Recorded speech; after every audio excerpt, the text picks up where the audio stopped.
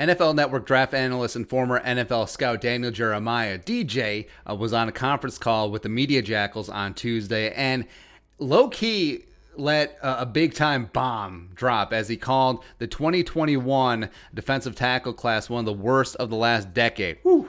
Wow. He said this, quote, "It's probably one of the worst defensive tackle groups that we've had in the last decade. It's just not very good. I think there's a good chance we don't see a defensive tackle go in the first round. I would say just talking to people around the league, Christian Barmore is probably the one who's got a chance. I like Levi Onwuzurike from Washington, but when it's all said and done, I think he goes in the second round. It's not a great year for defensive tackles." Now, love and respect, DJ. Now, this is the part where we say something nice about the person and we trash them. But I agree only to a degree. Because if you're looking for a true blue 3-down defensive tackle, especially at 3-tech, this ain't the draft for it. But you're going to find a ton of value in the middle rounds of guys that are going to come in and contribute a niche, whether it's a situational pass rusher, whether it's a guy who's going to be a stout nose tackle against the run. So there are bits and pieces. Like there's no Derek Brown in this draft. There's no Javon Kinlaw in this draft. Christian Barmore is that clear number one defensive tackle, although redshirt sophomore, you're really betting on potential with him. He hasn't really firmly established. Like if Christian Barmore went back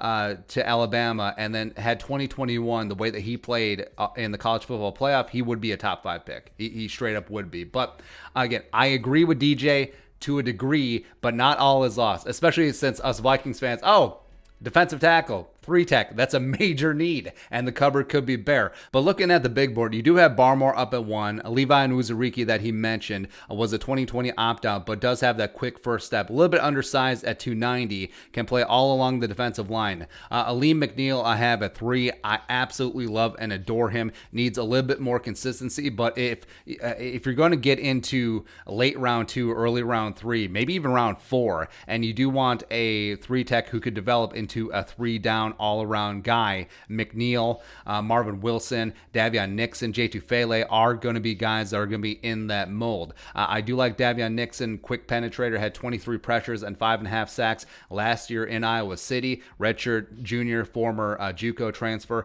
Marvin Wilson would have been a first-round pick of last year if he had declared as a junior, but came back 2020, was pretty meh. But I love Marvin Wilson. He's a grown-ass man. Could play with a little bit more leverage. J. Tufele was a 2020 opt-out as well, but in 2019, 26 pressures, 3.5 sacks. Solid. Jalen Twyman. So Onwuzurike, Twyman, and Darius Stills are some of those undersized, quick, first step 3-tech guys, all sub 300 pounds, and they can certainly serve a role, but until they fill out, they're not going to be an every down player. So I think that's where DJ is dinging this defensive tackle class. But if you get Onwuzurike in the second round, if you get Twyman or Stills in the late third, fourth round, they're going to add a lot of value right away, even if they only play 350 snaps in 2021. And then Osa Odigizua had himself a great Senior Bowl. Actually, I should probably bump him up on this list a little bit. Can play 3-tech, can play the edge as well. 6'3", 315 at 25 pressures and 5 sacks last year. I love him. Plus Bobby Brown, the third, is a guy that just adds size in the middle. Not a true penetrating 3-tech. Not really a ginormous nose tackle either, even though he is clocking in at 325. I just like his versatility as a hybrid defensive tackle that you can get later on day 3.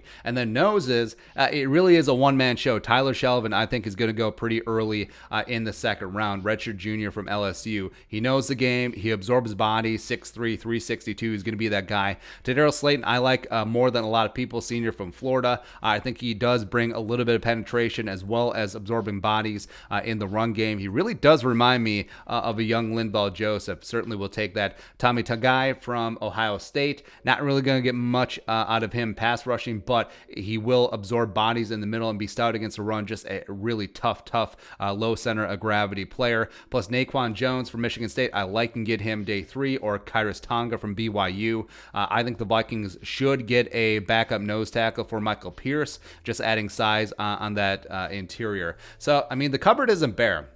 Like DJ was inferring, it's not a top-end guy. Like if Barmore, Barmore probably will go first round. He's probably going to be the only guy, but also if he fell out of the first round, it wouldn't necessarily shock me. So there's not going to be a defensive tackle top 10. I doubt that Barmore even cracks the teens. He's probably going to go somewhere in the 20s. So I think that's where he's talking about. But there's a lot of talent, man. Between round 2, 3, 4, there is going to be a bunch of significant rookie contributors, but just not going to be your rock solid starting 700, 800 snaps for the rookie season type guy. Now, eventually, some of these guys, especially McNeil, Nixon, Wilson, and Tufele, could develop into those guys, but they won't be that right away. So I agree to a degree with DJ that this is a down class, but the worst in the last decade.